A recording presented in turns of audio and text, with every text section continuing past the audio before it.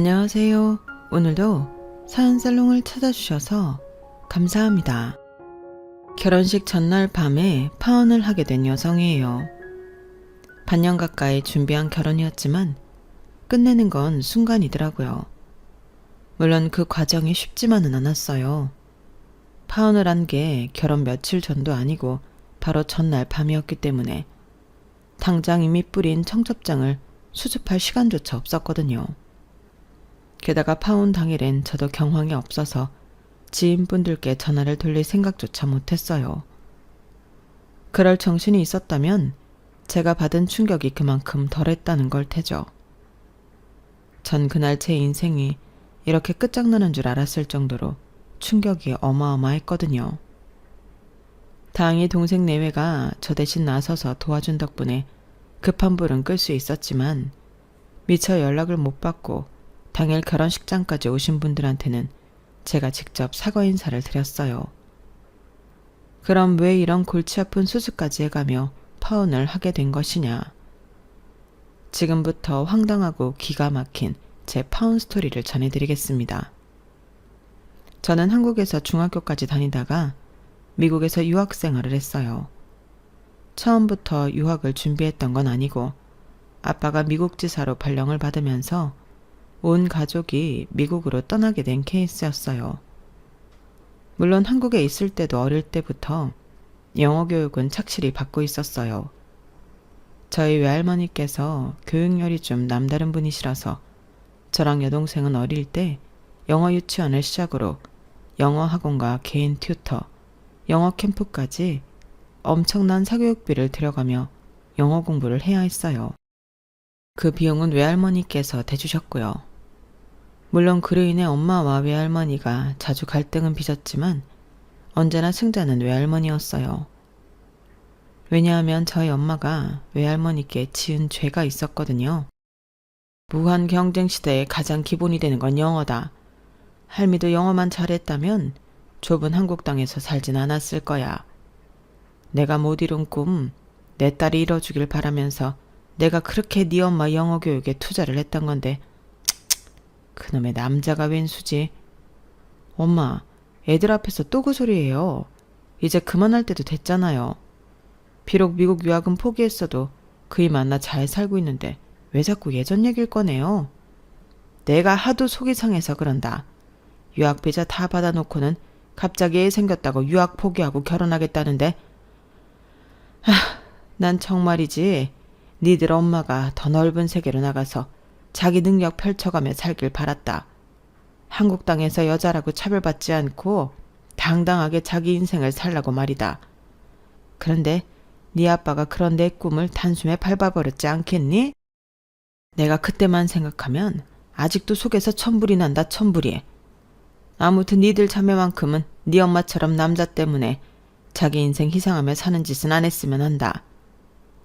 외할머니의 이런 영어 교육열 덕분에 저랑 여동생은 미국 생활에 도움을 많이 받았어요. 일단 언어가 되니까 학교 생활에 무리가 없었어요. 수업을 듣거나 친구를 사귀는데 막힘이 없었으니까요. 그래도 저는 비교적 적응을 빨리 한 편이라서 미국에 온 지 반년도 안 돼서 어지간한 건 다 적응이 됐어요. 그런데 제 동생은 그렇지 않았던가 봐요. 내성적인 성격인 동생은 혼자 힘든 시간을 보내면서도 집에 와서는 내색을 하지 않았어요.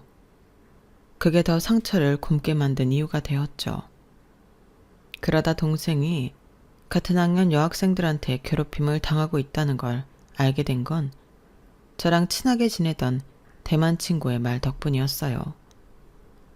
자기네 여동생네 반에 한국 여자애가 있는데 같은 한국 여자애들한테 괴롭힘을 당하고 있다는 얘기였어요. 그러면서 친구가 오히려 저한테 묻더라고요. 왜 한국 사람은 자기네 사람을 괴롭히냐고요. 그 말을 듣는데 얼굴이 화끈거렸어요.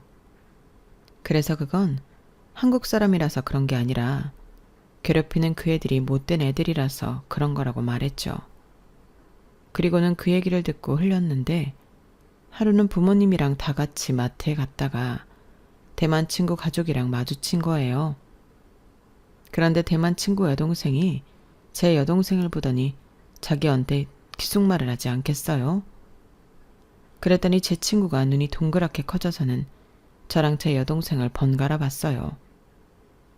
친구한테 왜 그러냐고 묻고 싶었지만 엄마가 빨리 오라고 손짓을 하셔서 그대로 와버렸어요. 그리고 다음날 대만 친구가 평소와 달리 조심스럽게 제게 인사를 하더라고요. 그래서 어제 왜 그렇게 놀랐던 거냐고 물었더니 친구가 잠시 망설이다가 그러더군요. 전에 내가 말했던 얘기 기억나? 같은 한국인 애들한테 괴롭힘 당한다는 여자애 말이야. 실은 그 애가 바로 네 동생이야. 그 말을 듣는데 머릿속이 하얘지는 기분이었어요. 친구가 뭐라고 더 얘기를 했는데 제 귀에는 들리지 않더라고요. 너무 화가 나고 속상해서 그대로 있을 수가 없더라고요. 그래서 그 길로 바로 동생네 교실로 달려갔어요. 그랬더니 동생이 교실에 없더라고요. 그래서 동생을 찾아 복도를 휘젓고 다니다가 화장실에 들어가 봤는데 거기서 한국 여자애들이 누군가를 둘러싸고 서서 괴롭히는 모습이 보였어요. 이미 그 광경을 본 순간부터 그 안에 누가 있을지 예상했던 저는 손이 바들바들 떨리고 뒷머리가 쭈뼛 서는 기분이었어요. 그 와중에도 내 동생을 구해내야겠다는 생각이 지배적이어서 둘러서 있는 여자애들을 밀치고 중심으로 뛰어들었어요. 그러자 머리에 우유를 뒤집어 쓴 채 쭈그려 앉아있는 제 동생이 보이더라고요. 그걸 보는데 순간 눈이 뒤집어져서 소리를 버럭 질렀어요. 니들 뭐하는 짓이야? 누구야? 내 동생한테 이런 짓을 한 게 누구냐고? 제가 죽일 듯이 노려보며 묻자 여자애들은 놀란 표정으로 눈치를 보며 슬금슬금 도망칠 생각을 하더라고요. 그래서 주동자로 보이는 여자의 머리채를 잡았어요. 그리고 옆에 있는 여자의 머리채도 잡았어요. 시연아, 언니 왔으니까 이제 아무 걱정하지 마. 내가 얘들 교장실로 끌고 와서 퇴학당하게 할 테니까. 니들 다 죽었어. 이미 이성을 잃은 저는 양손에 머리채가 잡힌 여자의 둘을 끌고 교장실로 걸어갔어요. 복도를 따라 걷는 동안 복도에 있던 학생은 이 광경에 놀라 홍해가 갈라지듯 쩍 갈라지며 길을 터주더군요. 교장실로 가는 길에 마주친 선생님 한 분이 제게 두 학생의 머리채를 잡은 손을 놓아주라고 설득하셔서 일단은 놓아주었어요. 하지만 제 설명을 들은 선생님은 심각한 표정으로 저와 제 동생, 그리고 제 손에 머리채가 잡혀있던 두 학생 외에 제 동생을 괴롭혀왔던 다른 학생들까지 호출해 교장실로 향했어요. 막상 교장실에 가서 보니 동생을 괴롭힌 한국 애들이 생각보다 영어를 잘 못하더라고요. 저는 걔들보다 나이도 많고 영어도 잘했기 때문에 현재 상황을 교장 선생님한테 수월하게 전할 수 있었어요. 그 순간만큼은 외할머니한테 얼마나 고마웠는지 몰라요. 외할머니의 치맛바람 덕분에 제가 이 상황에서 내 동생을 구하고 대변할 수 있었으니까요. 결국 그 사건으로 제 동생을 괴롭힌 학생들의 부모들까지 학교로 호출됐고 동생네 반 아이들의 증언까지 이어져서 가해자들은 징계를 받게 되었어요. 총 4명 중 주동자인 1명은 제 동생과 동급생한테 폭력은 물론 금품까지 갈치 않게 발각되어 퇴학 처리가 되었고 2명은 자진 전학을, 그리고 1명은 공개 사과 후 학급 변경 및 일정 시간 동안 봉사활동을 하게 되었어요. 하지만 그런다고 해서 제 동생이 가슴에 입은 상처가 씻은 듯 사라지는 건 아니었어요. 동생은 이후에도 친구를 사귀는데 어려움을 느꼈거든요. 다행히 제 친구 동생이 옆에서 많이 도와줘서 이후 차차 많이 나아지긴 했지만요. 시간이 흘러 아빠는 다시 서울 본사로 발령을 받아서 식구들이 모두 한국으로 돌아갔어요. 미국에서 대학에 다니던 저는 학업 때문에 혼자 남게 되었고요. 미국에서 대학을 다니면서 여러 굵직한 회사에서 인턴 생활을 경험한 저는 졸업 후 한국 기업에 취직을 했어요. 처음엔 부모님 그늘을 벗어나 혼자 독립생활을 하는 게 신나기도 하고 설레기도 했지만 아무래도 혼자 외롭게 지내다 보니 가족들 품이 그립더라고요. 특히 아플 때는 혼자서 제대로 먹지도 못하고 침대에서 끙끙 앓다 보니 서글퍼서 눈물까지 나더라고요. 그래서 한국으로 돌아갈 결심을 하게 된 거였죠. 한국에서 고등학생 시절을 보낸 동생은 서울에 있는 대학에 다니고 있었어요. 이제는 평범한 대학생이 된 동생이지만 오랜만에 한국으로 돌아와서 처음엔 고생을 했다고 했어요. 일단 학업량이 어마어마하게 늘어서 충격적이었다고 하더군요.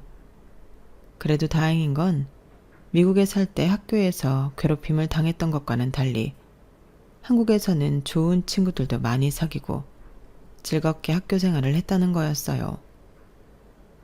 저는 경험해보지 못한 요거 특유의 재미있는 학창시절도 경험했다고 얼마나 자랑을 하든지 친구들이랑 개구멍을 타고 나가서 편의점에서 컵라면도 먹고 학교 수업이 끝나면 학원 근처에서 떡볶이도 사 먹고 아이돌 덕질도 하고 말이죠. 그 덕분에 미국에서 겪었던 안 좋은 일은 다 털었다고 했어요. 다시 밝아진 동생을 보니까 저는 그게 제일 기쁘더라고요. 하지만 한국 생활이 동생을 다시 밝은 아이로 되돌려 놓은 것과는 달리 저한테는 꽤 어려운 시간이 되었어요. 유년기를 미국에서 보낸 탓에 뭐랄까 성인이 되었음에도 저는 미묘하게 언어적으로 미숙한 상태였거든요. 분명 한국말을 잘하긴 하지만 그 나이대에 당연히 알 수 있어야 하는 단어나 상용어를 제대로 이해 못하는 경우가 종종 있었어요. 특히 한자어에는 완전 취약했죠. 그러다 보니 내 흠을 드러내지 않으려고 일부러 말수를 줄이게 되었고 외향적이던 성격도 조금씩 내성적으로 변해가기 시작하더라고요. 직장 내에서는 어떻게든 남들한테 흠이 잡히기 싫어서 나를 드러내지 않으려고 노력하다 보니 주변에 친한 사람도 거의 없었어요. 그저 회사 안에서 일적으로 만나는 사람들 뿐이었죠. 퇴근 후에 만나서 수다도 떨고 치맥도 하면서 직장 상사 뒷담화도 할 수 있는 친구가 하나라도 있었다면 그렇게 힘들고 외롭지는 않았을 거예요. 누구에게도 마음을 열고 속내를 터놓을 수 없다는 게 이렇게 힘든 일인지 그때 처음 느꼈거든요. 그렇다 보니 제가 의지할 수 있는 건 2살 어린 여동생 뿐이었어요. 여동생은 내 동생이기도 하지만 때로는 언니처럼 제 고민을 상담해 주었고 사람들 사이에서 어떻게 행동해야 하는지도 코치해주는 선생님 같았어요. 그런데 동생이 취업하고 1년도 안 돼서 같은 회사 동료와 연애를 시작하게 되자 저는 뒷전으로 밀리기 시작하더라고요. 시원아, 나 오늘 정시 퇴근할 수 있을 것 같은데 퇴근하고 만나서 치맥할까? 언니, 미안해서 어쩌지? 나 오늘 재성씨랑 데이트 있는데. 또? 어제도 재성씨 만났잖아. 아니, 회사에서도 매일 보는데 퇴근하고도 꼭 그렇게 같이 다녀야 해? 정말 남자친구 없는 나만 불쌍하지. 하루가 다르게 남자친구랑 어울리느라 저한테 소홀해지는 동생 때문에 애꿎은 동생 남자친구가 밉기까지 했어요. 그렇다고 동생 남자친구가 이상한 사람이냐? 그건 또 아니었어요. 제가 봐도 성실하고 성격도 좋고 무엇보다 제 동생한테 정말 잘했거든요. 가끔 2사람이 데이트하는데 껴서 같이 놀곤 했는데 그때 보면 2사람이 참 잘 어울린다는 생각이 절로 들곤 했어요. 마치 한 배에서 나고 자란 자매인 저보다도 동생 남자친구가 더 동생과 잘 통하는 것 같았거든요. 결혼을 한다면 저런 사람들끼리 해야 하는 게 아닐까 할 정도로 천생연분 그 자체였어요. 자기들도 이미 그걸 느끼고 있었는지 사귄 지 얼마 안 돼서부터 공동으로 결혼 자금을 모으기 시작했더라고요. 나중에 얘기를 들어보니 3년 안에 일정 금액을 만들어서 식을 올리기로 했다더군요. 그렇게 3년 뒤 동생은 예정대로 결혼식을 올렸어요. 연애 기간 동안 서로 양가 부모님과도 친하게 지냈던 터라 결혼을 반대하는 사람은 없었어요. 물론 친척들이 지나가는 말로 언니보다 동생이 먼저 결혼하는 거냐? 고 묻기는 했지만 그마저도 사실 문제는 아니었거든요. 결혼은 예전처럼 나이 순이 아니라 먼저 짝 찾아서 씩 올리는 게 순서인 시대니까요. 그렇게 동생이 시집을 가고 저는 그나마 있던 친구한테 버려진 기분으로 지내게 되었어요. 이젠 퇴근 후에 뭘 해야 할지도 모르겠고 주말엔 방구석에서 노트북을 끼고 미드를 볼 일 외에는 할 게 없는 인생이 된 거죠. 그러다 보니 일상이 지겹고 매일매일이 똑같이 느껴졌어요. 100세 인생이라는데 지금도 이렇게 지겨운 인생을 어떻게 100년이나 사나 하는 걱정까지 들 정도였어요. 그런데 그러던 차에 사무실에서 제 옆자리에 앉은 회사 동료가 그러더라고요. 주말에 할 일을 찾는다면 동호회 활동을 해보라고요. 회사 사람들이랑도 사적으로 어울리지 못하는 제가 일면식도 없는 사람들을 만나 사회성을 기른다는 게 솔직히 자신이 안 나서 거절을 하려는데 제 속마음을 어떻게 읽었는지 이러더라고요. 아무래도 지원 씨는 미국에서 자라서 외국인들이랑 어울리는 게 더 편하죠. 그럼 이 동호회는 어때요? 외국인들이 주로 모이는 동호회 같은데 주말에 국토 여행 다니는 동호회가 있더라고요. 거기서는 멤버 구성상 영어를 사용해야 한다니까 지원 씨한테는 딱이겠네요. 어때요? 관심 있어요? 어지간하면 거절을 하려고 했지만 솔직히 저한테 완전 딱인 동호회라서 그럴 수가 없었어요. 일단 동호회 이름만 알아두고는 집에 와서 본격적으로 서치를 해나갔어요. 보니까 회원의 80%가량이 외국인이더라고요. 아시아인도 좀 있지만 대다수는 아무래도 영미권 출신들이었어요. 대화를 주로 영어로 하기 때문에 그런 게 아닐까 싶더라고요. 그동안 활동한 사진을 보니 전국 곳곳을 두루 다니며 여행도 하고 캠핑도 하고 맛집 투어도 다닌 것 같았어요. 어디까지나 외국인의 시각으로 선정된 장소와 메뉴들이라 그런지 저도 생소한 한국의 모습이 많이 담겨 있더라고요. 그 점이 궁금하기도 하고 무료한 일상에서 탈출하고 싶은 마음에 바로 회원가입을 했어요. 동호회에 가입을 하고 2주 뒤 저는 첫 모임에 참석하게 됐어요. 장소는 이태원에 있는 펍이었는데 가서 보니 사람들도 좋고 대화 주제도 저와 잘 맞았어요. 영어로만 대화하는 것도 너무 오랜만이라서 기분이 묘하더라고요. 회원들 중에는 한국분도 있었는데 저처럼 외국에서 살다 온 사람들이 대부분이었어요. 한국말을 잘하는 분도 있고 너무 어릴 때 외국으로 이민을 가서 한국어를 못하는 분도 있었어요. 그런데 그중 한 분은 외국에서 산 적 없이 한국에서만 살아온 분도 있더라고요. 회원들은 그분을 준이라고 불렀어요. 이름이 외자인지 아니면 제일 끝자가 준인지는 잘 모르겠지만요. 외국에서 어학연수 한 번 안 하고 한국에서만 살았는데도 영어를 꽤 하더라고요. 물론 문법적으로는 어설픈 부분이 많지만 대화는 가능한 정도였어요. 성격이 사교적이라서 그런지 회원들과 무척 친해 보였어요. 노르웨이에서 온 친구 말에 따르면 회원들 중에 집을 구하거나 그 밖에 금융 관련 문제가 생겼을 때 준이 자기 일처럼 도와주곤 했다더군요. 비록 영어가 완벽하지는 않아도 어떻게든 도와주려고 하는 모습에 다들 마음을 열게 됐던 것 같았어요.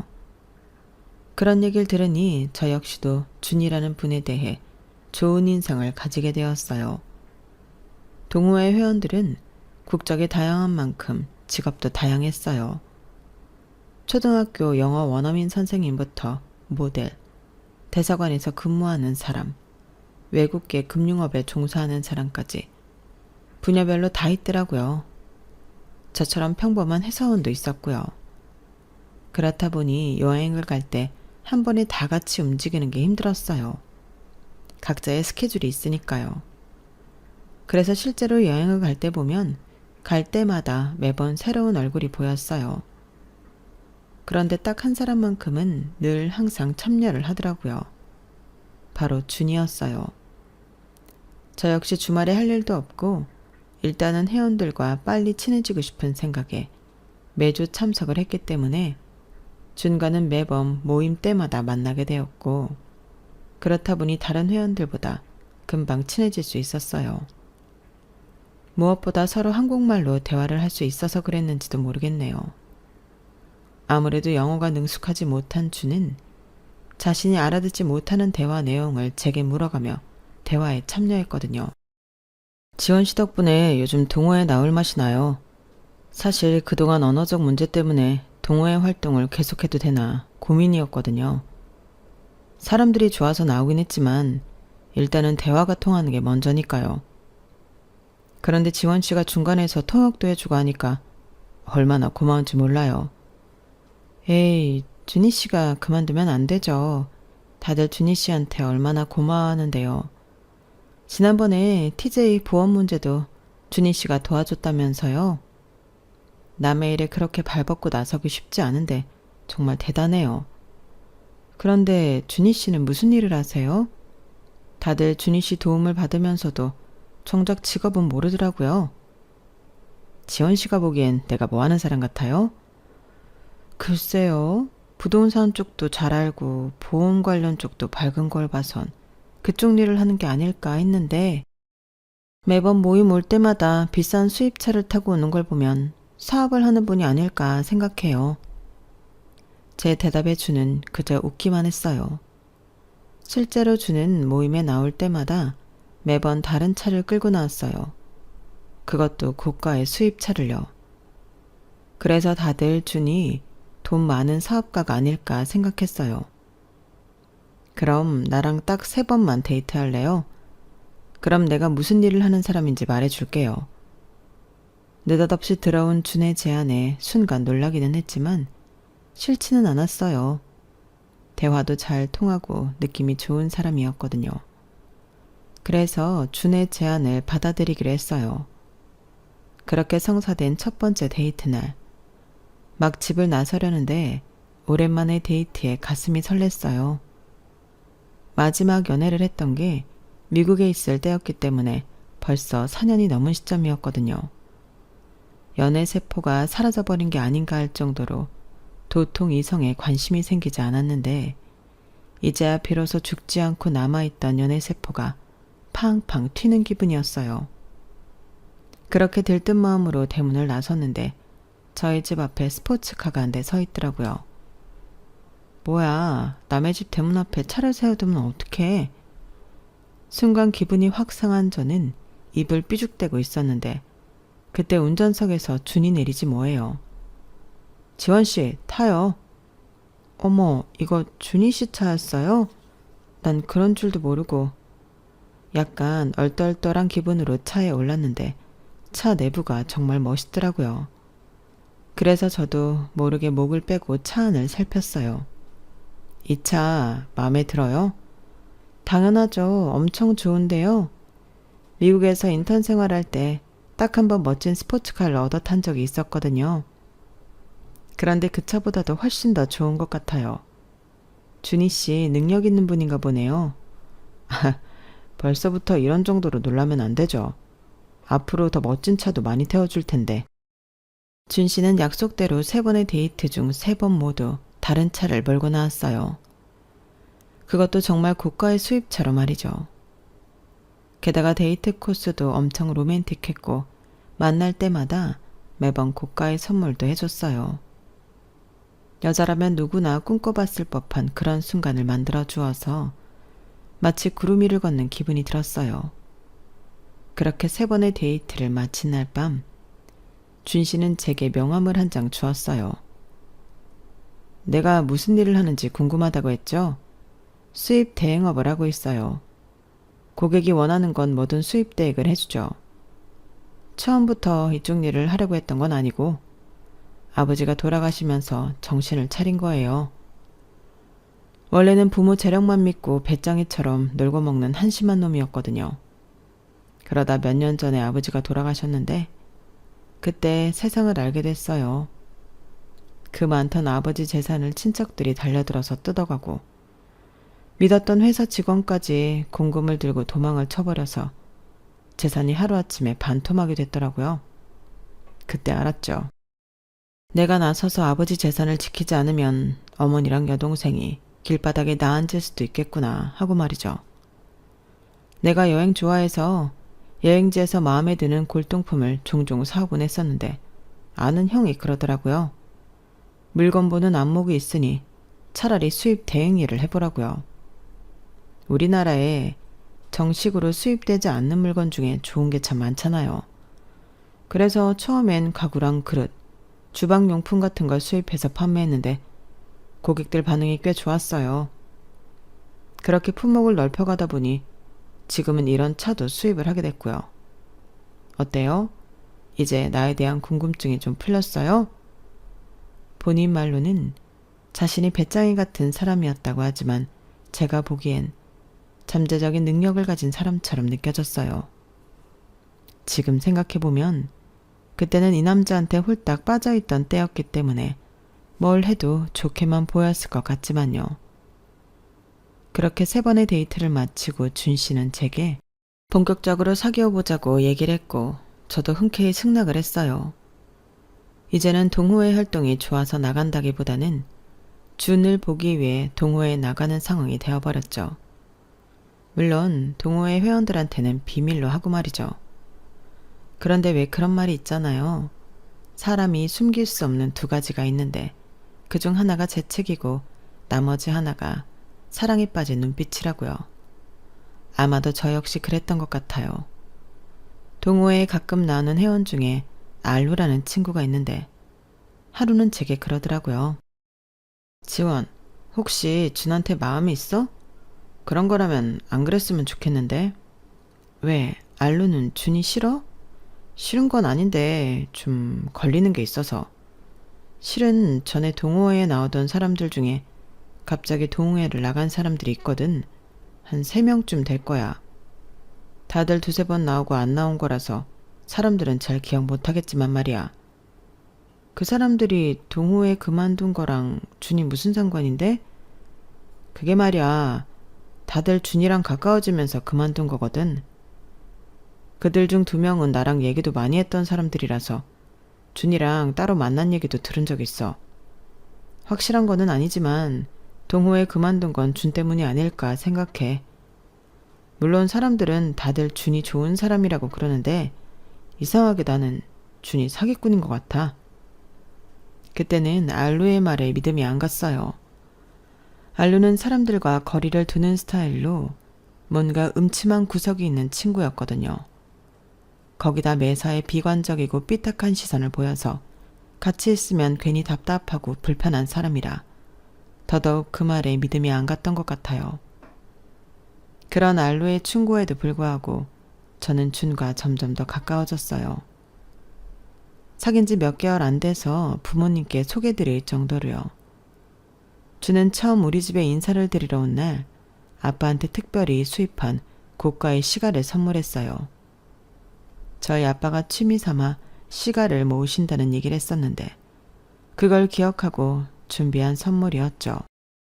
그리고 엄마한테는 찻잔 세트를 선물했는데 아직 한국에는 수입이 안 된 북유럽 제품이었어요. 디자인이 심플하면서도 세련돼서 엄마가 무척 좋아하시더라고요. 선물 하나로 저희 부모님의 마음을 단번에 사로잡은 준은 그 후로도 저희 집에 종종 찾아왔어요. 제가 초대한 적도 있지만 엄마나 아빠가 초대한 적도 있을 정도로 우리 부모님과 금세 가까워졌죠. 하지만 이상하게도 동생 내외와는 좀처럼 거리감이 좁혀지지 않더라고요. 일단 제 동생이 준을 그리 좋아하지 않았어요. 언니, 설마 준희 씨랑 결혼까지 할 생각은 아닌 거지? 그건 왜? 난 이상하게 그 사람이 꼭 사기꾼 같아. 딱히 이유는 없는데 볼 때마다 불편하고 뭔가 숨기는 게 많은 것 같거든. 시연아, 넌 내가 세상에서 가장 아끼는 동생이지만 그렇다고 해서 내가 사랑하는 사람에 대해 함부로 말하는 것까지 받아줄 수는 없어. 확실한 증거도 없이 무턱대고 사람을 사기꾼 취급을 하면 어떡하니? 너 그렇게 안 봤는데 정말 실망이다.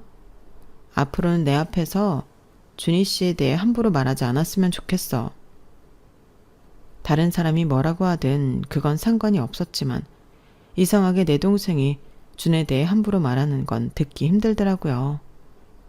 아마도 둘 다 내가 아끼고 사랑하는 사람들이어서 그랬던 것 같아요. 그날 이후 동생은 제 앞에서 준에 대해 안 좋은 소리를 하는 일은 없었어요. 그렇다고 호감을 보이는 것도 아니었지만요. 딱 선을 그어놓고 의례적인 친절만 베푸는 느낌이었어요. 그러던 어느 날이었어요. 그날도 준과 함께 극장 데이트를 하고 있었는데 제가 화장실을 간 사이 준이 누군가와 얘기를 나누고 있더라고요. 수수한 차림의 여자였는데 그 여자가 준한테 돈을 건네더라고요. 그래서 가까이 다가가 물었죠. 누구야? 누군데 자기한테 돈을 줘? 그러자 준과 여자는 화들짝 놀라더니 난처한 표정을 지었어요. 하지만 준은 금세 표정이 돌아와서는 여유로운 표정으로 그러더군요. 내 여동생, 친구랑 영화를 보러 온 모양이야. 내가 용돈을 좀 줬더니 애 취급하지 말라면서 다시 돌려주네. 기특한 녀석. 굳이 안 해도 된다는데 요즘에 아르바이트까지 하지 뭐야. 자기도 사회 경험을 해야 한다나? 정말 기특하네.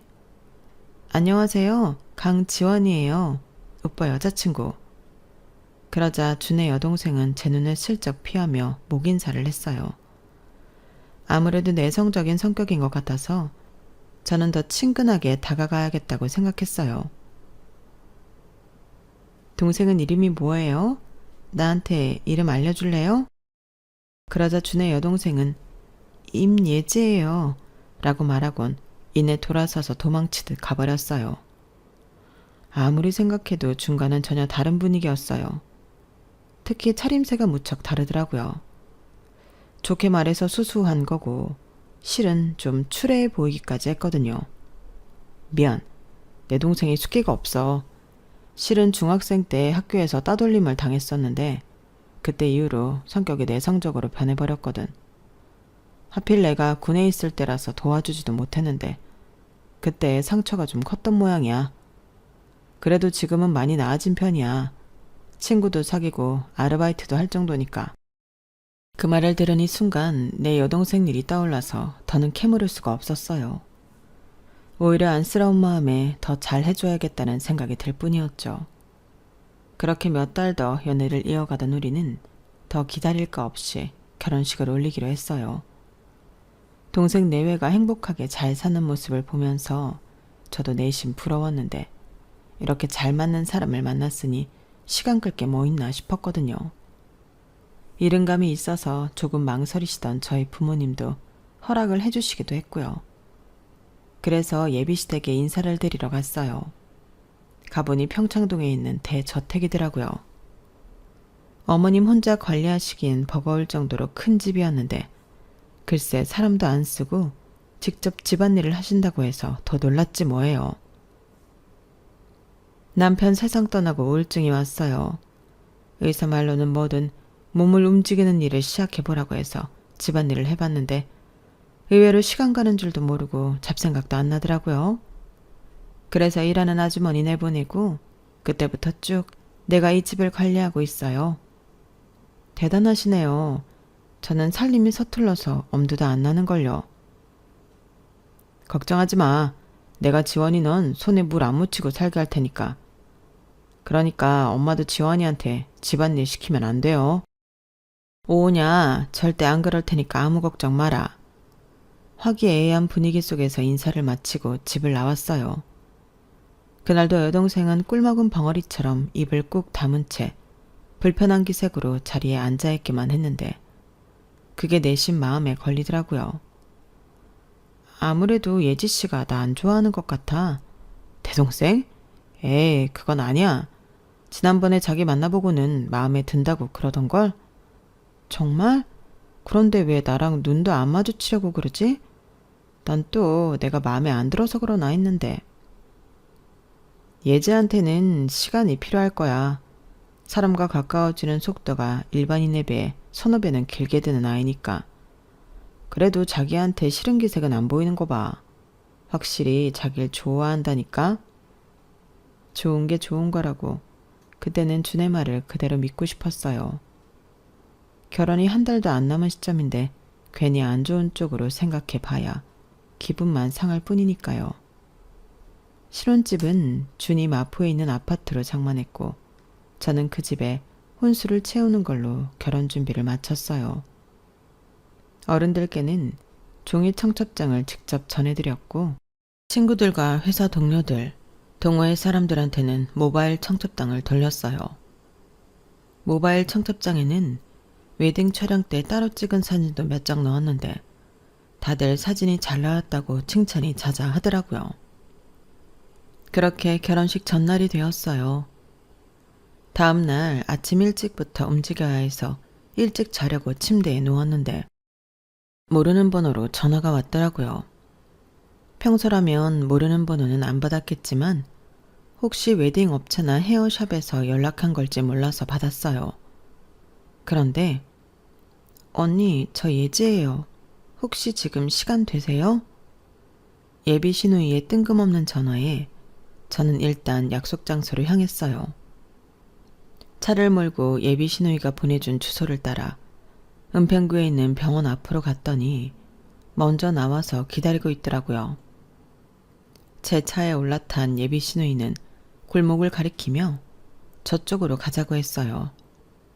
그렇게 골목을 따라 한참을 들어간 뒤에야 차를 세워달라고 하더군요. 그렇게 내린 곳은 어느 허름한 빌라였어요. 예비 신우이는 따라오라는 말을 하곤 지하로 내려갔고 저는 그 뒤를 따라갔어요. 그리고 잠시 뒤 지하 1층 배기와 앞에서 초인종을 누르자 안에서 초췌한 아주머니가 문을 열어주더군요. 이분은 누구셔? 그러자 예비 신우이는 제 손을 잡고 안으로 데리고 들어갔어요. 집안 가득 곰팡이 냄새가 풍기는 그 집은 딱 봐도 엄청 좁아 보였어요. 현관 근처에 작은 방이 하나 있고 좁은 통로처럼 되어 있는 주방을 지나면 방이 하나 나오는 구조였어요. 아주머니는 그 방에 자리를 잡고 있더군요. 제 방 침대 하나조차 놓기 힘들 정도로 좁은 방에는 오랜 세월 쌓아온 흔적이 쌓여 있었어요. 도대체 왜 결혼식 전날에 이런 데로 나를 데려온 건가 의아하기만 했는데 그때 예비 신우이가 그러더군요. 혹시 이 여자 누군지 아시겠어요? 아줌마. 우리 외할머니 댁에서 일하시던 분 맞죠? 그랬더니 아주머니는 고개를 끄덕였어요. 그러자 예비 신우이가 낮은 한숨을 쉬고는 말을 이어갔어요. 이분이 진짜 우리 엄마예요. 언니가 전에 봤던 그 여자는 오빠가 돈 주고 부른 배우였고요. 상견례 때도 그랬고 내일 결혼식에도 오빠는 그 배우를 불러서 엄마인 척 할 거예요. 왜인지 아세요? 우리 엄마가 결혼식장에 가면 언니네 엄마도 그렇고 언니네 외할머니도 단번에 알아볼 테니까요. 우리 오빠 언니 속여서 사기 결혼할 생각이에요. 언니네 집에 돈 많은 거 알고 그거 빼내려고 사기치는 거라고요. 그러니까 이 결혼하지 마세요. 안 그럼 오빠가 우리 집 보증금까지 빼갈 거란 말이에요. 준의 여동생 말로는 지난번에 제가 찾아갔던 집도 에어비앤비에서 빌린 집이었고 엄마라고 했던 여자도 일당을 받고 온 배우라고 했어요. 그동안 저를 만날 때 타고 왔던 수입차들은 수입차 딜러를 하는 친구한테서 빌려온 것도 있고 자신이 양다리를 걸치던 여자들 차를 가져온 것도 있다고 하더군요. 거기다 더 기가 막히는 건 그동안 저를 만날 때마다 썼던 돈이며 우리 부모님께 했던 선물이며 전부 자기 엄마 돈을 훔쳐다가 써왔던 거라고 했어요. 그날 극장에서 우연히 마주친 것도 오빠가 돈 가지고 나오라고 불러서 간 거라고 그러더군요. 카드 정지됐다고 현금을 가져오라고 해서 갔던 건데 하필 언니한테 들키는 바람에 나도 오빠 사기에 동원된 거예요. 전 정말 그 인간이 죽이고 싶을 정도로 밉고 싫다고요. 신혼집 렌트한다고 엄마 수술비로 만들어 놓은데 적금까지 털어간 놈이라고요. 예비 시누이는 점점 믿기 힘든 말을 해댔어요. 제가 신혼집에 채워놓은 혼수도 이미 다 팔아치우고 대신 같은 디자인의 렌트 제품으로 대신 채워넣었다고 하더라고요. 순간 머리가 핑그르르 도는 것 같았어요. 순식간에 하늘이 무너지는 것 같았거든요. 당장 내일이 결혼식인데 내가 결혼하려는 남자가 사기꾼이라니 어디서부터 어떻게 처리를 해야 할지 모를 정도로 저는 패닉 상태에 빠져버렸어요. 그래서 일단 그 집을 나와 동생한테 전화를 했어요. 그리고는 전후 사정할 거 없이 횡설수설을 해댔죠. 그리고는 차 안에서 멍하게 앉아 있었는데 동생 내외가 택시를 타고 왔어요.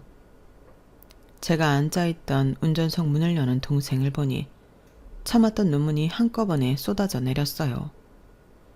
그땐 창피한 것도 생각 않고 동생한테 안겨서 펑펑 울었지 뭐예요. 그날 동생 내외와 동생네 집으로 간 저는 일단 수습할 수 있는 것부터 수습을 하기 시작했어요.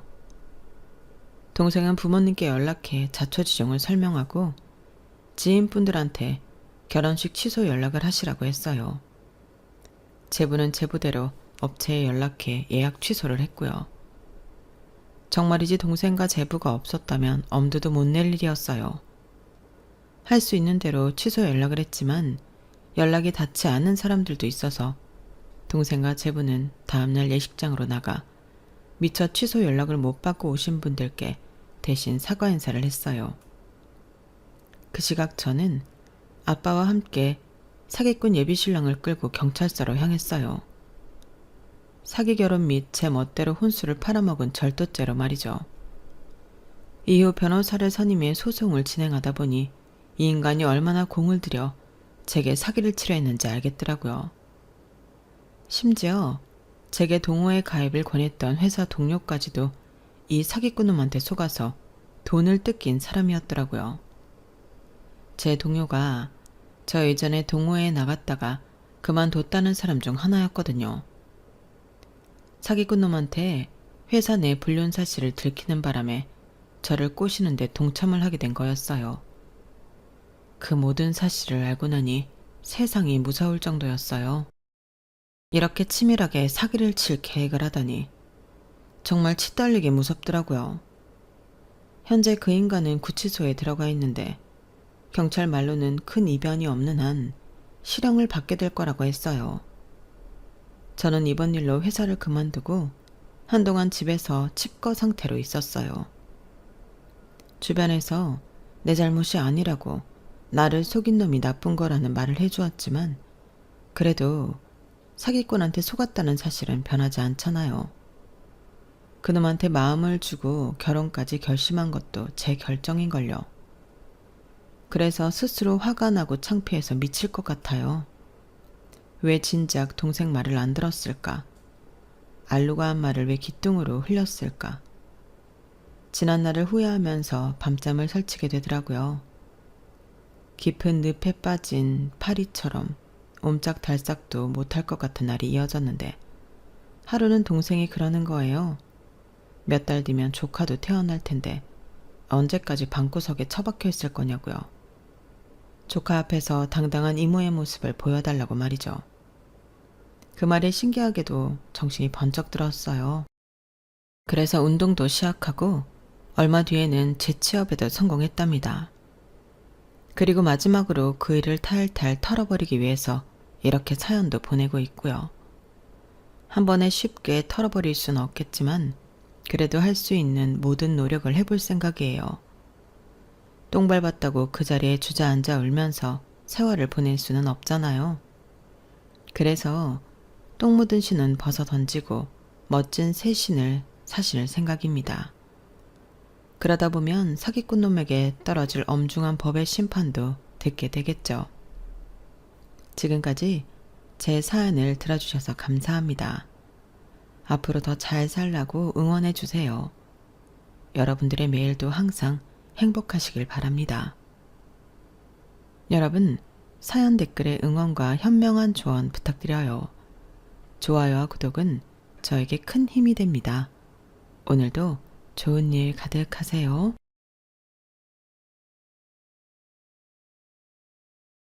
안녕하세요. 오늘도 사연 살롱을 찾아주셔서 감사합니다.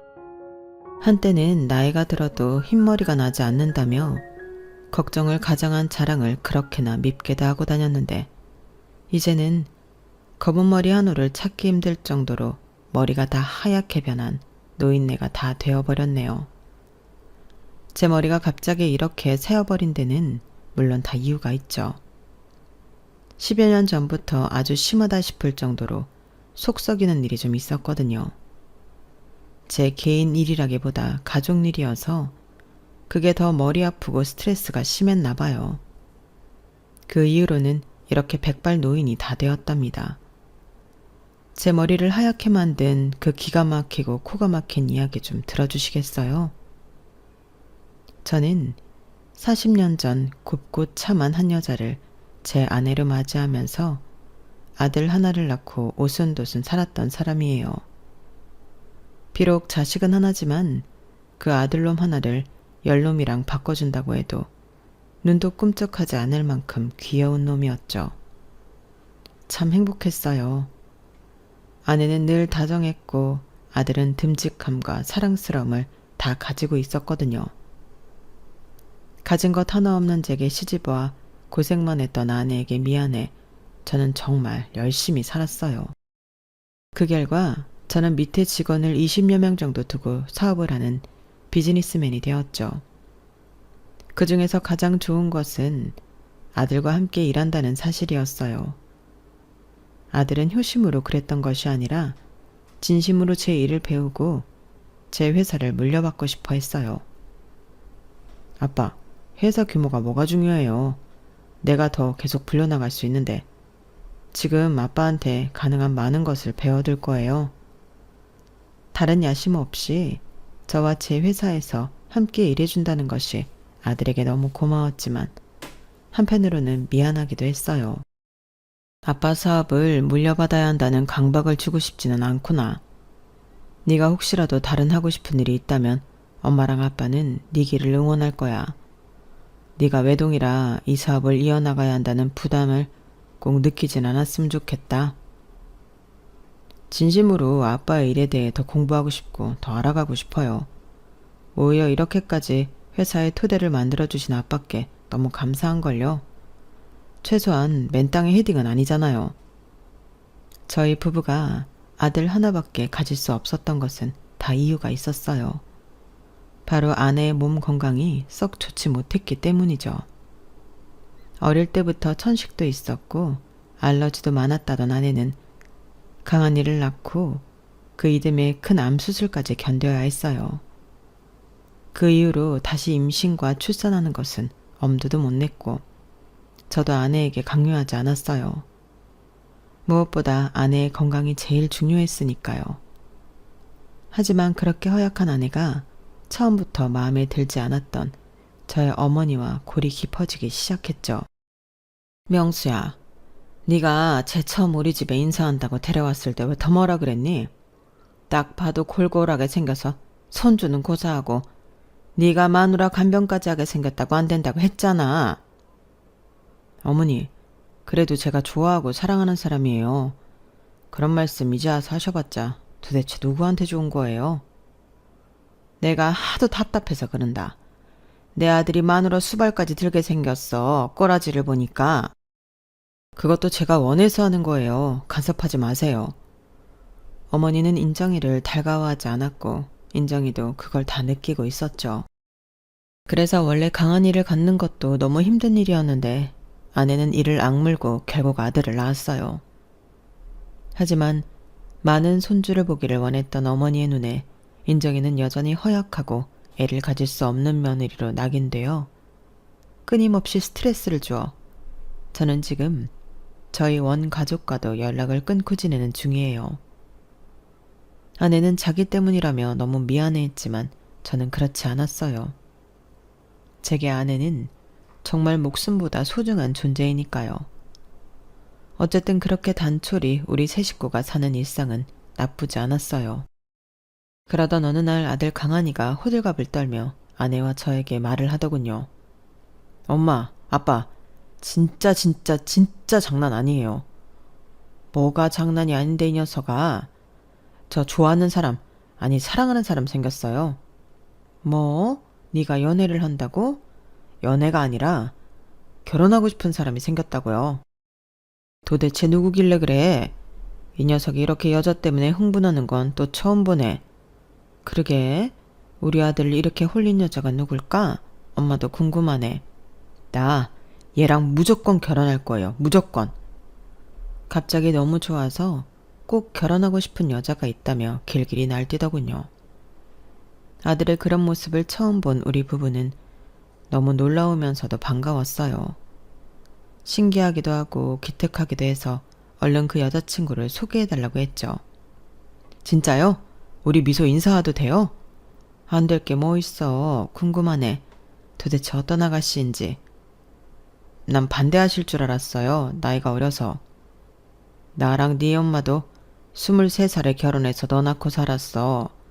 25살이면 넌 어린 것도 아니야. 대박. 당장 미소한테 전화해야겠다. 신나하는 아들을 보니 언제 저렇게 커서 결혼하고 싶다고 하나 새삼 세월이 느껴지더군요. 얼마 후 녀석은 정말 본인 여자친구라며 한 예쁘장한 아가씨를 데려왔어요. 첫인상이 밝고 명랑해 보이더군요. 안녕하세요. 이미소입니다. 반가워요. 여기 송강한 아빠고 저는 엄마예요. 반가워요, 미소씨. 어머, 어머님도 미인이시고 아버님도 너무 미남이시다. 그래서 우리 강한 오빠가 이렇게 잘생겼구나? 아내도 저도 아들의 여자친구가 첫눈에 마음에 들더군요. 아들보다 1살 아래라는 우리를 처음 보는데도 부침성 좋게 다가왔어요. 모두 화기애애한 시간을 보내게 되었죠. 그 후에도 아들과 여자친구를 불러 우리는 종종 즐거운 시간을 보내고는 했어요. 그러다 둘 사이에서 진지하게 결혼 이야기가 나왔어요. 우리도 둘 나이는 어리지만 서로에게 정말 마음이 있다고 생각하고 결혼을 해도 좋겠다 싶었죠. 다만 하나 걸리는 문제가 있기는 했어요. 미소는 당시 미국에서 학교를 다니고 있는 대학생이었어요. 그러다 잠깐 한국에 나왔다가 강한이를 만나게 된 것이었고 둘이 좋아 죽겠다며 미국으로 다시 돌아가는 것을 포기한 거죠. 저와 아내는 내심 걱정이 되었어요. 미소야, 강한이 옆에 있는 것도 좋지만 너의 학업을 끝내고 같이 있어도 늦지 않아. 지금은 강한이밖에 안 보이겠지만 나중에 시간이 지나면 후회할지도 몰라. 너의 결혼을 반대하는 것은 아니야. 다만 네가 할 수 있는 데는 마치고 돌아와서 하면 어떨까? 진짜 괜찮아요.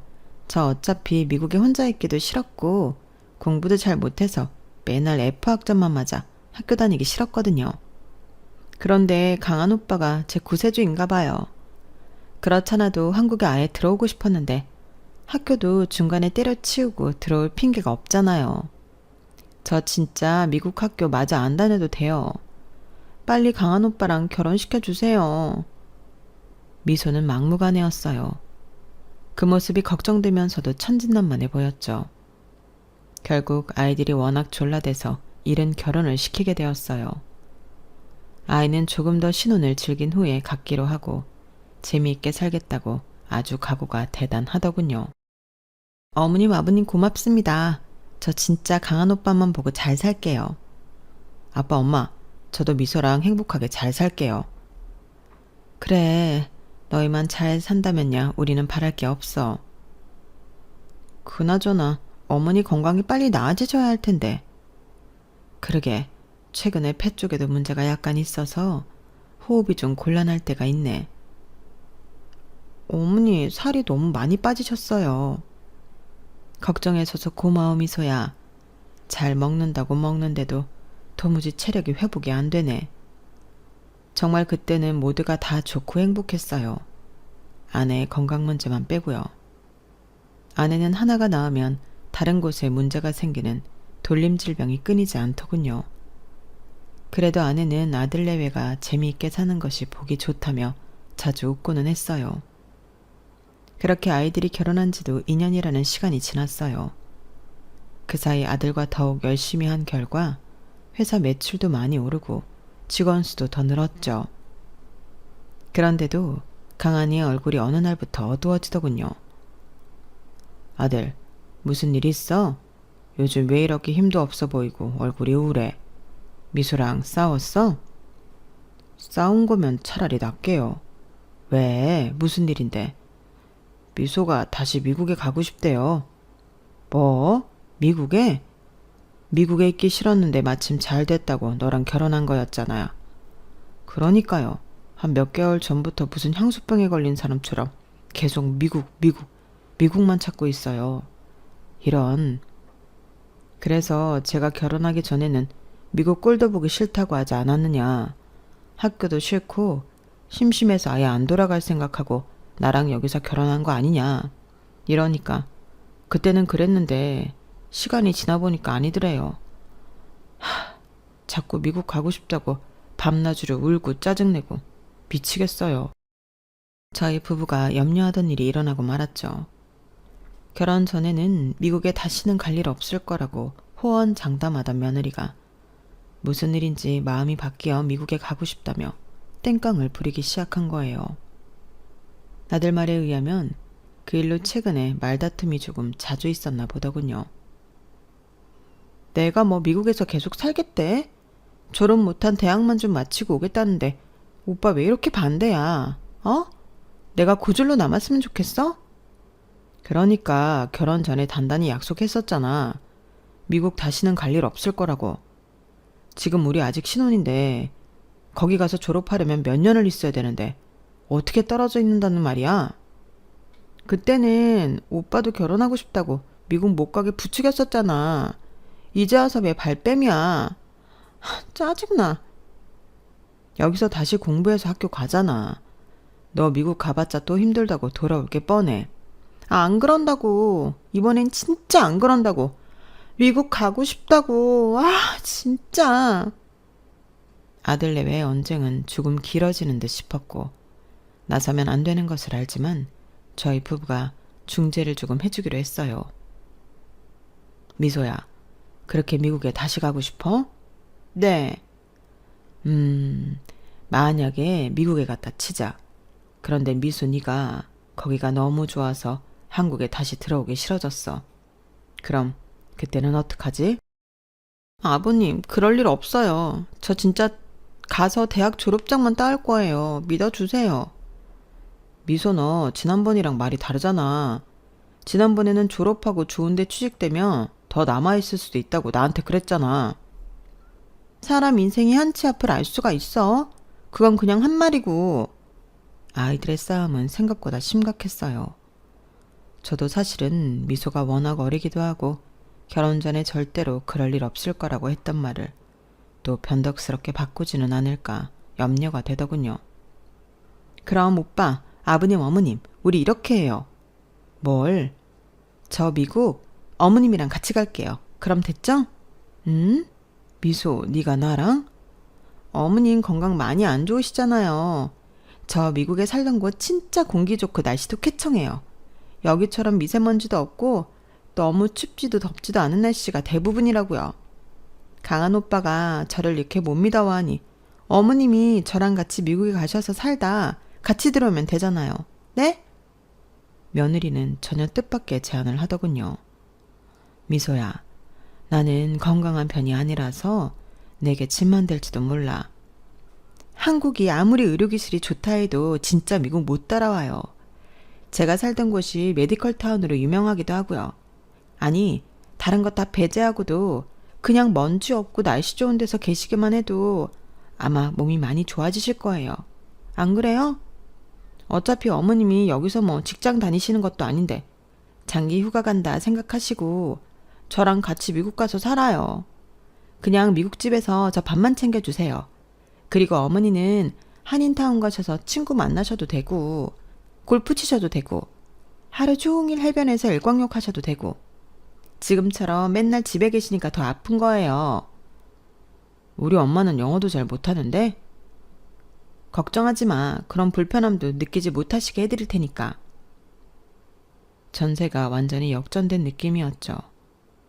며느리는 오히려 먼 타국에서 본인이 아내를 책임질 수 있다는 생각에 고개가 빳빳해지는 것 같더군요. 공기 좋은 곳에 가 있는 것도 나쁘지 않긴 하지. 저 졸업하는데 3년, 아니 2년이면 돼요. 저는 졸업하고 어머니는 건강해져서 돌아온다니까요. 아버님. 며느리가 아내의 건강을 잡고 이야기를 시작하자 저와 아들 모두 눈빛이 흔들리기 시작하더군요. 당신 생각은 어때? 걱정은 되긴 하는데 미소 말대로 그렇게 깨끗하고 살기 좋은 데라면 한번 가보고 싶긴 한데 결국 많은 고민 끝에 며느리와 아내가 2년간 미국에서 머물다 돌아오기로 합의를 봤죠. 인정아, 거기가 너무 지루하고 심심해서 못 견디겠다 싶으면 언제든지 얘기해. 한국에 돌아오면 되니까. 힘들어도 꼭 말하고. 힘들 게 어딨어. 학생 신분 며느리님 밥만 차려드리고 맨날 띵가띵가 놀러 다닐 텐데. 오히려 나만 혼자 너무 잘 지내려고 하는 것 같아서 당신한테 미안한데? 아니야. 네가 건강하고 마음만 편해질 수 있다면 난 다 괜찮아. 그동안 난 강한이랑 회사 더 열심히 키워볼게. 고마워, 강한 아빠. 그렇게 저와 아들은 각각 자신들의 부인을 미국으로 보내게 되었죠. 며느리는 몇 달 후에 다시 다니던 학교 복학 신청을 했고 아내도 어느 정도 그곳 생활에 적응한 듯 보였어요. 통화를 할 때마다 아내의 밝은 음성이 저를 안심시키고 기분 좋게 했죠.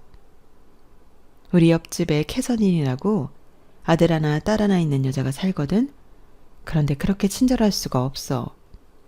자기가 여행 다녀본 아시아 국가 중에 코리아가 제일 기억에 남고 좋았다면서 음식도 너무 맛있어서 매일 인터넷으로 한식 레시피를 찾아본대. 나한테도 가르쳐달라고 조리는 거 있지? 여기 배추는 별로 달지도 않고 속도 비어있고 하긴 하지만 지난번에 그냥 김치를 조금 담아봤거든? 반포기를 캐서린한테 가져다 주니까 세상에 너무 좋아하는 거 있지. 파는 거랑 역시 다르다고 엄지척을 얼마나 하던지. 옆집 이웃이 좋은 사람들이라서 정말 다행이야. 진짜 좋네. 당신한테 캐서린이라는 미국 친구가 생기다니 참 재밌네. 안 되는 영어인데 손짓 빨짓하고 핸드폰으로 사전까지 찾아가면서 대화한다니까? 이번 주 주말에는 자기 집에서 디너를 먹자면서 초대했어. 미소가 그러는데 아무리 옆집이어도 막 추리링 이런 거 입고 가면 안 된다네. 미소 없었으면 그냥 슬리퍼에 몸 빼입고 갈 뻔했지 뭐야. 다행이네. 미소도 학교 잘 다니고? 처음에는 아침에 한식 차려줘도 잘 먹었는데 바로 여기 입맛에 또 적응했는지 요즘은 토스트만 먹어. 어린애들은 정말. 당신 좋아 보여. 너무 다행이야 정말. 한국에 있을 때보다는 아주 약간 무리하긴 하지만 그래도 좋아. 어차피 여기서 평생 있는 것도 아니고 딱 유학생처럼 기한 정해놓고 있는 거니까 지금을 막 즐겨야지.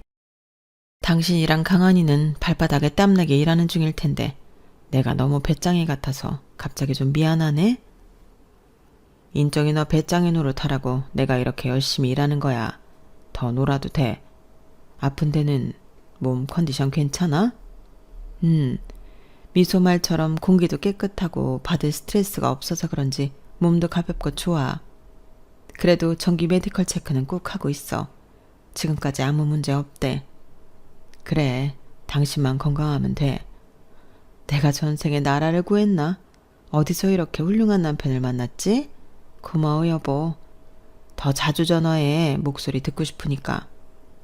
아내와 저도 오히려 떨어져 있으니 쑥스럽지만 나이답지 않게 더 애틋하고 좋아지더군요. 그렇게 몇 달이 흘렀어요. 어느 날부터 아내에게 연락이 뜸해지고 며느리에게서도 소식이 줄기 시작하더군요. 강한아, 미수한테 전화해봤니? 네 엄마가 지금 3일째 카톡도 안 보고 전화도 안 받네. 미수랑 저도 전화는 안 해봤는데요. 카톡 보니까 엄마 여행 가셨대요. 여행? 혼자서? 친한 친구가 생겨서 같이 가셨나 봐요. 그런데 가는 데가 인터넷이 잘 안 되는 곳이라 연락이 힘든 걸 수도 있대요. 아, 그래. 그 전에 통화할 때는 여행 얘기 없었는데 아무튼 알았다. 매일같이 오던 전화는 일주일에 한 번, 2주에 한 번, 한 달에 한 번 오는 것도 드물었어요. 중요한 것은 그렇게 어렵게라도 통화를 할 때마다 아내의 목소리는 좋지 않았다는 것이었죠. 인정아, 왜 이렇게 전화가 힘들어? 미소도 연락이 안 되고. 무슨 일 있어? 아니, 폰을 좀 바꿨더니 인터넷을 다 쓰면 어떻게 할 방법이 없네. 폰을 바꿨어? 왜? 모르겠어. 미소가 좋은 거라면서 바꿔다 줬는데 전부 다 뭐가 더 좋은 것 같지가 않아. 목소리가 많이 안 좋은데 몸은 괜찮은 거야? 나쁘지 않아. 전에는 여기저기 돌아다니면서 셀카도 찍어서 잘 보내더니 당신 사진 받은 지가 언제인지도 모르겠어. 사진 좀 보내봐. 미소도 보고 싶고. 미소는 요즘 뭐 그룹 과제 있다고 바쁜가 봐. 나도 집에서 얼굴 보기가 좀 어렵네. 그렇구나. 강한이도 요즘 너무 바빠져서 미소랑 연락이 힘들다 그러더니 다들 바쁜가 보구나. 강한 아빠, 나 한국 갈까? 어? 왜? 무슨 일 있어? 아니, 그냥 당신도 보고 싶고 여기 말도 잘 안 통하는데 혼자 있으려니까 괜히 적적하기도 했어. 아이쿠, 그러셔요? 왜? 옆집 캐서린 씨가 당신이랑 안 놀아준대? 친구가 없어졌어? 당신도 참 그냥 해본 소리야. 여기서 2년 기다렸다가 미소 데리고 가야겠지? 당신이 미소 보호자 겸 감시자로 간 거 아니었어? 그래, 잘 데리고 있다가 한국 가야지. 아내의 말끝이 흐려지긴 했지만 저는 그때까지만 해도 어떤 심각한 사정이 있다고는 꿈에도 생각하지 못했죠. 의미심장한 통화 후에 저는 다시 한참 동안이나 아내와 연락을 할 수 없었어요. 아들 역시 며느리와 말다툼을 했다며 2주 넘게 서로 연락을 안 하고 있다고 하더군요. 저는 좀 걱정이 되기 시작했어요. 강한아, 네가 미수랑 싸운 것은 너희 문제니까 끼어들진 않겠는데 네 엄마가 도무지 연락이 안 된다. 아무리 인터넷 용량을 다 썼다 해도 이건 좀 아닌 것 같아. 지금은 미소도 제 연락 아예 다 씹고 있어요. 그쪽에 너 아는 지인 없니? 제가 한국에서 미소를 만난 거라 미국 친구들이나 지는 전혀 몰라요. 어쩌죠? 미국에 거주하는 친척이 있는 것도 아니고 친구도 없어서 저는 밑에 직원의 가족에게까지 부탁해 아내의 소식을 물어야 했어요. 사장님, 저희 친척 누나가 알아봤다고 하는데 그 말씀하신 주소 맞죠? 거기는 얼마 전에 사는 사람이 바뀌었다고 부동산에서 그렇게 말했다는데요. 뭐? 주인이 바뀌어? 자네도 알잖아. 우리 와이프랑 며느리 그 둘이 거기서 사는 게 분명한데 사는 사람이 바뀌다니 정말 비상이었어요. 이제는 아무랑도 연락이 닿지 않는데 겨우겨우 알아낸 것은 그 집에 더 이상 아내와 며느리가 살지 않는다는 소식이었죠. 저와 아들은 불안에 견딜 수 없었죠. 아빠, 미국 대사관이나 영사관 쪽에 연락을 취해볼까요? 한 명도 아니고 둘이나 연락이 되질 않으니. 그래, 그게 좋겠다. 그런데 너 마지막으로 미소랑 연락한 게 언제니? 저도 한 달 다 되어가요. 그런데 사실 아빠한테 말씀 못 드린 것이 있어요. 마지막에 연락하면서 싸우기 전부터 미소가 사실 좀 평소랑 많이 달라지긴 했었거든요. 달라? 뭐가? 뭐랄까 쌀쌀맞기도 하고 바쁘다면서 연락도 피하는 것 같기도 하고 설마 우리 엄마가 거기 같이 가 있는데 다른 나쁜 생각할까 싶어 저 나름대로 어떻게 해보려고 노력했는데 이렇게 된 거예요. 네 말대로 미소가 다른 나쁜 생각이 있다면 네 어머니를 한국으로 돌려보내든지 했을 거 아니야. 왜 네 엄마까지 이렇게 연락이 안 되는지 모르겠구나. 저와 아들은 직접 미국 대사관과 영사관에 찾아가 보기로 마음을 먹었어요. 그때였어요. 소리가 나 밖으로 나가보니 아내가 초라한 몰골로 떨면서 서 있더군요. 인정아, 엄마! 아내는 말없이 한참을 울기만 했어요. 살은 전보다 더 빠져서 누가 봐도 환자처럼 보일 정도였어요. 진정을 하고 이야기를 시작한 아내의 말을 저희는 도무지 믿을 수가 없었어요. 그리고 아내에게 그런 일이 생기게 한 저를 용서할 수가 없었어요. 가서 정말 한동안은 너무 잘 지냈어. 미소도 학교 끝나면 집에 와서 나랑 마트도 가고 맛있는 것도 먹으러 다니고 해변가도 놀러 가고 우리는 진짜 친모녀처럼 잘 지냈어. 그런데 언제부터인가 미소가 내게 좋지 않은 모습을 보이기 시작했어. 신경질도 내고 짜증도 내면서 말이야. 난 그게 미소가 날 정말 엄마처럼 생각해서 그러는 거라고 여겼어. 하지만 날이 갈수록 심해지더라고. 어느 날은 빨면 안 되는 옷을 내가 실수로 빨았는데 그걸 갖고 내 앞에서 옷을 찢고 내 얼굴에 던지더라고. 뭐? 미소가? 그때부터 시작이었어. 무슨 일이든 트집을 잡고 내게 막말을 하고 물건을 던지더라고. 처음에 가볍게 여겼던 나도 참지 못하고 화를 냈지. 그러다 뭐라고? 미소가 당신한테 그런 막말을 했다고? 세상에 정말이야? 화가 머리끝까지 나서 온몸이 부들부들 떨렸어요. 아들은 벌써 등을 돌리고 눈물을 줄줄 흘리고 있더군요. 그런 미소를 보니까 한국도 아니고 말도 안 통하는 나라에서 무섭더라고. 내가 한국으로 돌아가겠다고 했더니 내 여권까지 감추고 협박을 했어. 집을 나설 때는 문도 밖에서 잠그고 완전히 그건 완전히 범죄잖아. 어떻게 시어머니를 그렇게 할 수가 있지? 날 옴짝달싹 아무데도 못 가게 하고 괴롭히면 더 심해졌어. 모든 스트레스를 나에게 푸는 것 같았어. 정말 어렵게 도망쳐 나왔어. 저는 아내의 말이 전부 사실이라면 당장 경찰에 가서 신고부터 할 작정이었죠. 하지만 며느리 당사자한테 먼저 물어보고 싶었어요. 왜 그랬는지. 시어머니의 건강을 찾아 함께 한국에 오겠다고 했으면서 왜 그렇게 폭언과 폭력으로 먼 나라에서 한 사람을 고통스럽게 만들었는지. 저와 아들은 며느리에게 번갈아 전화했지만 무응답만이 저희를 기다리고 있었어요. 저는 아내의 비참한 몰골을 사진 찍어 메시지와 함께 며느리에게 보냈어요. 이렇게 된 상황을 네가 직접 설명해라.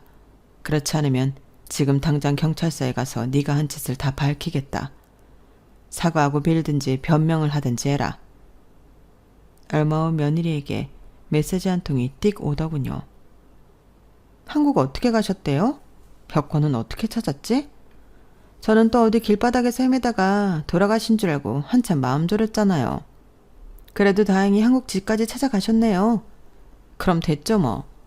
사과를 하라고 하시니 학교 공부 때문도 그렇고 새로 사귄 남친이 자꾸 짜증나게 구는 것도 그렇고 해서 어머니한테 좀 화풀이 했어요. 영어도 한마디 못해서 매번 제가 옆에 붙어 있어야 하는 것도 물론 개짜증 났었고요. 저도 잘한 건 없지만 어머니도 썩 여기서 제 마음에 들게 잘 생활하신 것은 아니라서요. 그런 이유로 경찰서 가시게요? 가보세요. 그런데 아시죠? 저 여기 미국에 있는 한 한국 경찰이 죽었다 깨어나도 못 잡아가는 거. 그런데 어쩌죠? 저 미국 그린카드 신청해서 곧 나올 텐데 여기 시민권자 될 거란 말이에요. 저희 셋은 모두 기가 차서 아무 말도 나오지 않더군요. 특히 아들은 더 충격이 큰 듯 했어요. 엉엉 울면서 우리 앞에서 무릎을 꿇고 빌더군요. 정말 죄송해요. 저 때문에 엄마가 이런 일을 당하고 정말 죄송해요.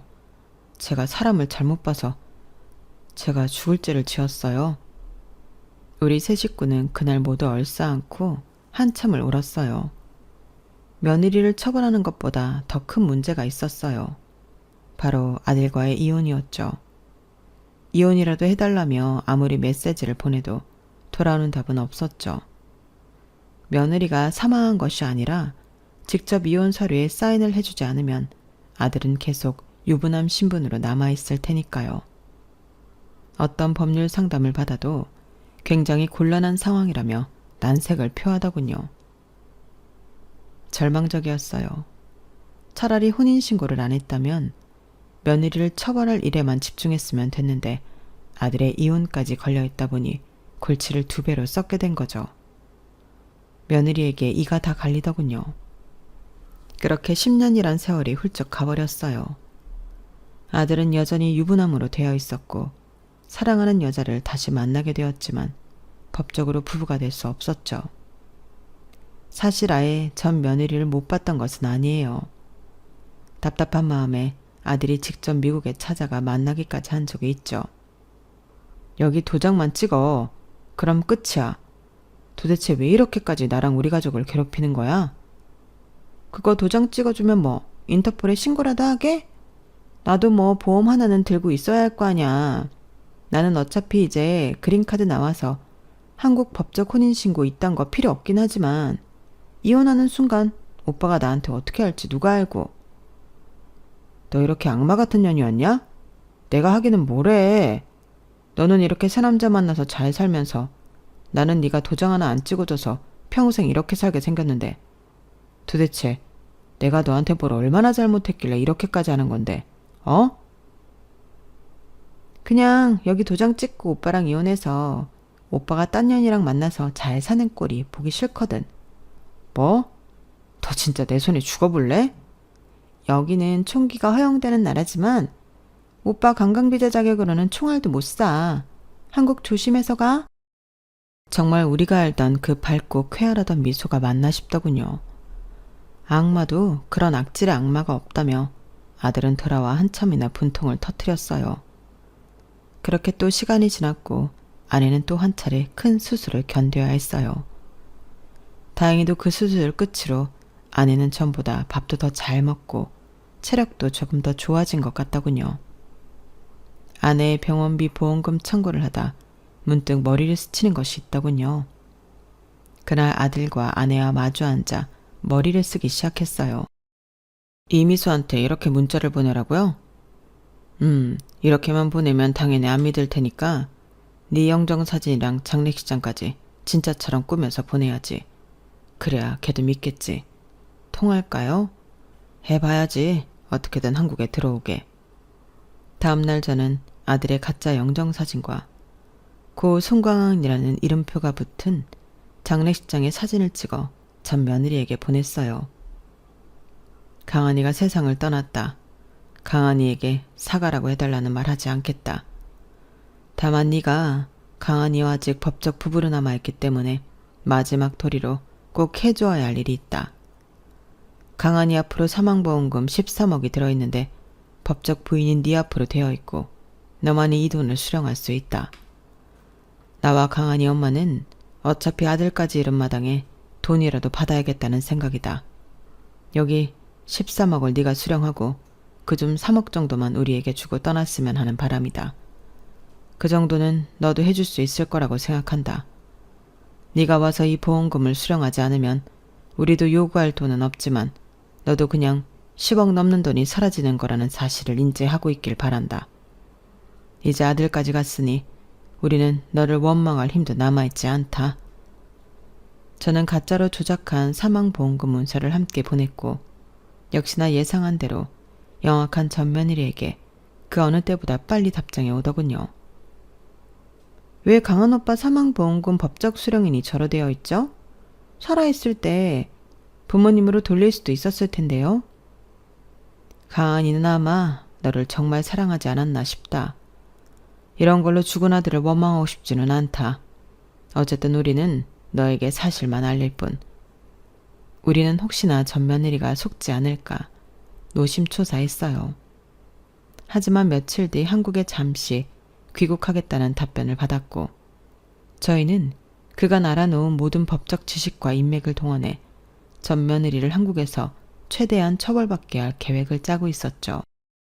준비는 다 되었고 우리는 모두 그녀를 기다리고 있었어요. 우리 집에 오는 것도 싫다고 하길래 밖에 카페에서 저와 단 둘이 만나게 되었어요.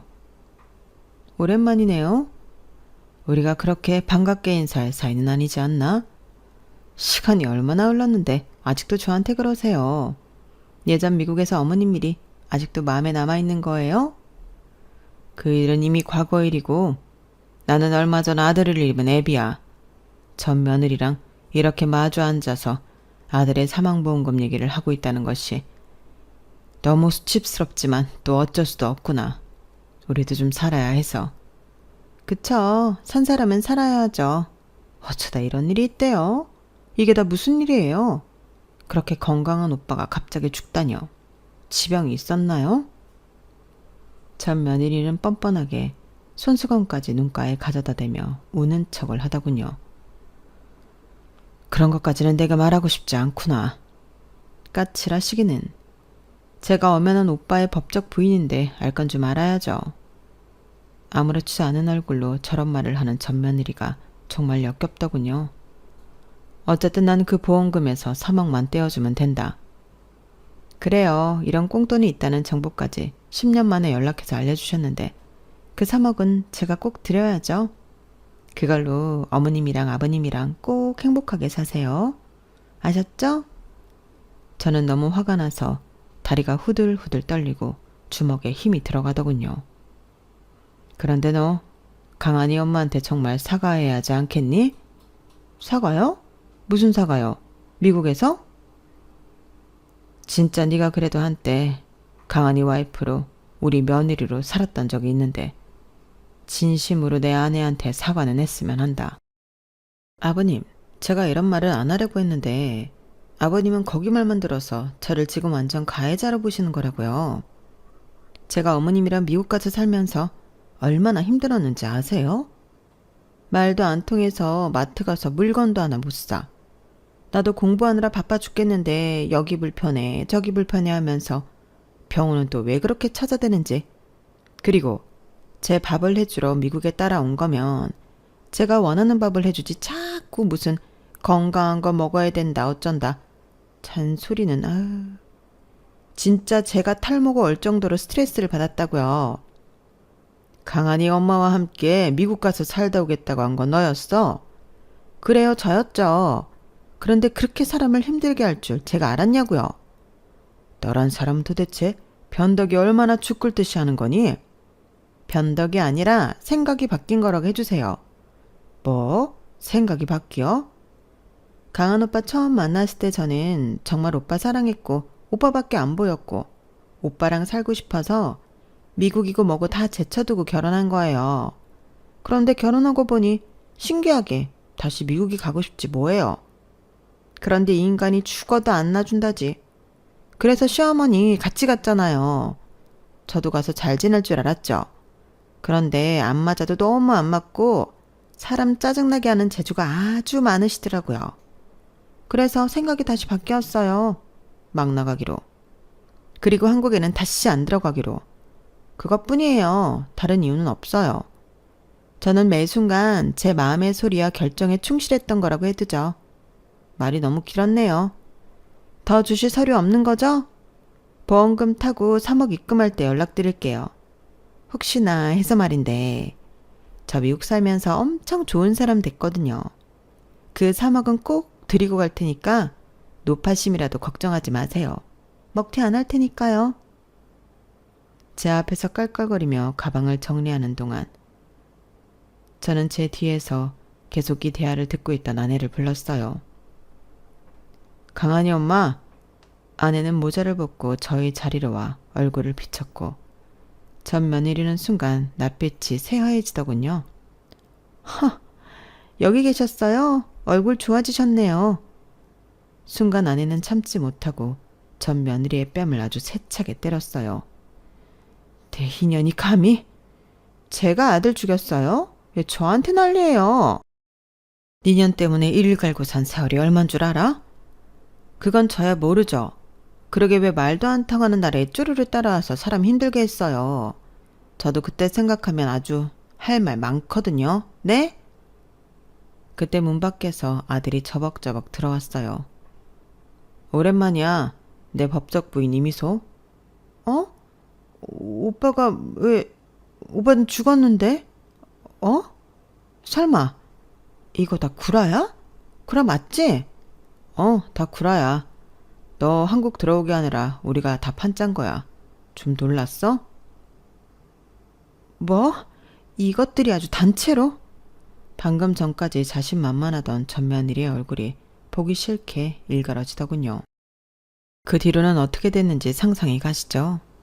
비록 징역이나 미국 시민권 박탈과 같은 큰 벌을 내릴 수는 없었지만 최소한 남들에게 고통을 주고 의기양양하게 살았던 그녀에게 최소한의 스크래치는 낼 수 있었습니다. 그리고 10년 동안 총동원한 인맥으로 미국의 한인타운에 이 이야기를 뿌려놓았거든요. 전 며느리의 사진과 함께 말이죠. 그래서 아마 미국에 가서도 한인들과 어울려 살기는 조금 어렵지 않을까 싶네요. 그리고 어차피 지금 저와 아들이 함께하는 회사는 13억이 아닌 130억이 넘는 가치가 있거든요. 우리가 잘 살아내는 것이 가장 큰 복수이기도 하니까요. 아들은 이제 법적으로 다시 솔로가 되었으니 자신의 새로운 사랑을 찾아 앞으로 나아갔으면 해요. 전에 누구를 만났든 누구에게 어떤 상처를 받았든 모든 것을 이겨내고 말이죠. 저와 아내 역시 남은 생을 더욱 즐겁게 살아보려고 합니다. 그리고 이제는 어디를 가도 아내 혼자 보내지 않을 거예요. 항상 제가 아내 손을 꼭 잡고 함께 다닐 거예요. 제 이야기는 여기까지입니다. 여러분들은 이런 일 겪지 마시고 좋은 분들과 좋은 길을 가시기를 바랍니다. 건강하세요. 여러분, 사연 댓글에 응원과 현명한 조언 부탁드려요. 좋아요와 구독은 저에게 큰 힘이 됩니다. 오늘도 좋은 일 가득하세요.